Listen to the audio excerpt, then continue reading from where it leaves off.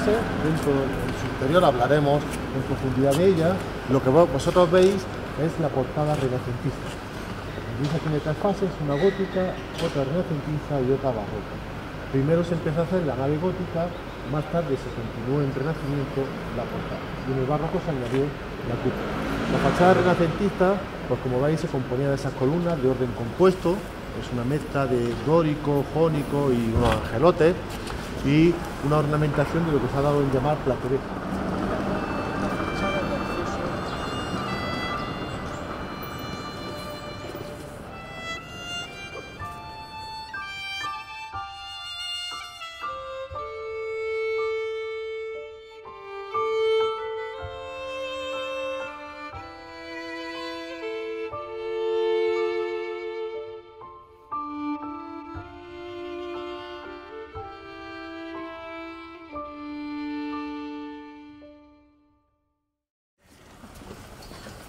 Lo que hoy queda del convento es el claustro principal, más la iglesia.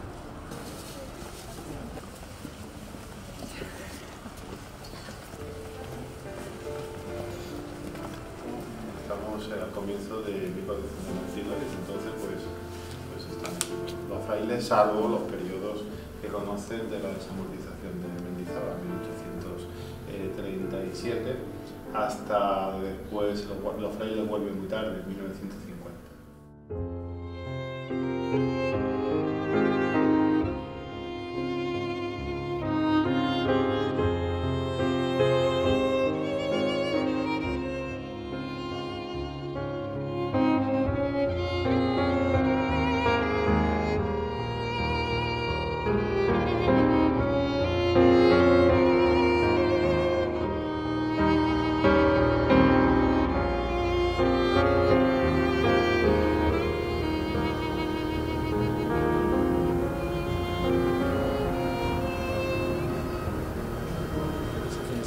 En un estilo que se llama manierista o renacentista tardío y que, como veis, es un claustro sobrio y sólido con un lenguaje que, sobre todo ya en la parte superior, empieza a superar el lenguaje clásico convencional. Mirad cómo no hay unas pilastras que sean de un orden reconocible, sino que ya son como unas ménsulas que sobresalen. Eso ya nos demuestra que nos vamos acercando a una etapa de más innovaciones, de formales, como va a ser el barroco, ¿no? En la propia guerra de independencia había sufrido la misma más espectacular, que es la desaparición de la enorme fuente que tenía en el centro. Esa fuente es la fuente de los Leones, que lo podéis ver en el Paseo del Salón. Era la fuente más grande que tenía un convento de la ciudad, junto con la fuente de los Gigantones, que está en Plaza de la Rambla.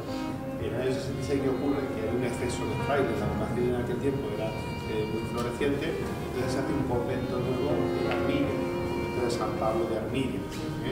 Entonces los frailes estudiantes, los profesores se trasladan ahí y aquí se vuelve a quedar una comunidad pues, bastante más reducida. Cuando hablamos de comunidad reducida, hablamos de 20 frailes. Entonces se piensa que se hace con el edificio, entonces se adapta para colegio mayor universitario. Y en 1967-68 es cuando comienza a funcionar como colegio mayor. En este momento sigue siendo convento y sigue siendo colegio mayor universitario.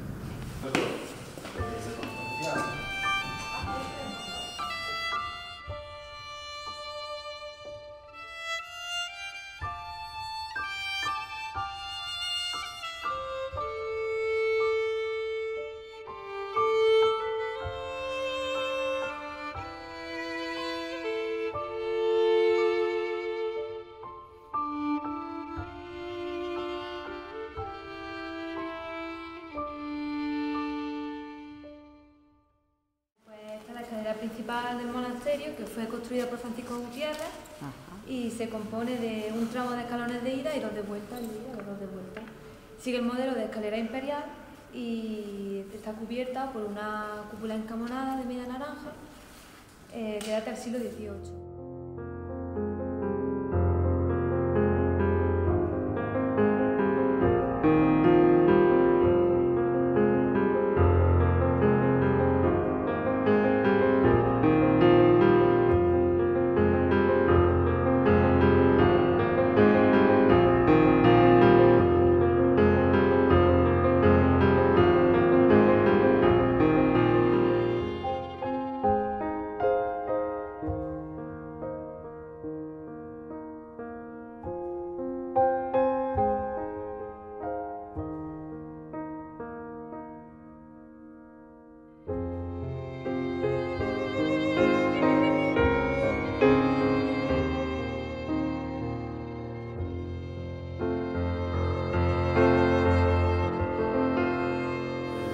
encuentra en la biblioteca ya mermadas porque durante la Guerra de la Independencia buena parte de sus libros, de los libros de los conventos, fueron expurgados. Fueron expurgados, vendidos, algunos libros que se consideraban sin interés se utilizaron para fabricar cartuchos, porque hacía falta papel, y en fin, la biblioteca quedaría bastante mermada en su calidad. Pero, repito, serían pequeñitas y estarían concentradas en una habitación más pequeña. Esto que estáis viendo es una crujía enorme que va desde allí, y como podéis ver, esto es un tabique que ha costado en esta sala, lo mismo que el siguiente tabique que da acceso al salón de átomos. Esto sería una nave contigua enorme que tendría otra función diferente a la que tenemos.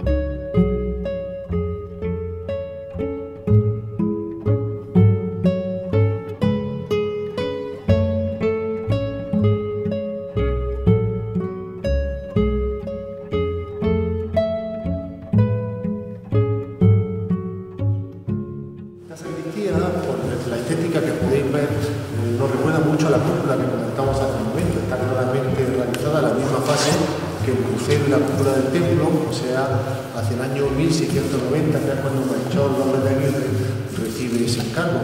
Y evidentemente tiene todas las características del lenguaje que Alonso Cano había puesto en circulación, no solamente en Granada, sino en toda Andalucía y en Madrid, que es donde realmente lo había gestado. Un lenguaje que consideraba se caracteriza la presencia de golpes de hojarasca, formando sagradas carreras, por paneles recortados. Y como podéis ver, los pinjantes, el pinjante es ese adorno donde apea el arco. Este tipo de arcos fajones, se llaman arcos fajones, que refuerzan la bóveda, descansan sobre un elemento que llamamos pinjante, que son similares a los que podéis ver en el claustro, dando de cuenta que el claustro en sus arcos fajones también fue retocado a finales del siglo XVII, o sea, un siglo posterior a la fecha de construcción del claustro.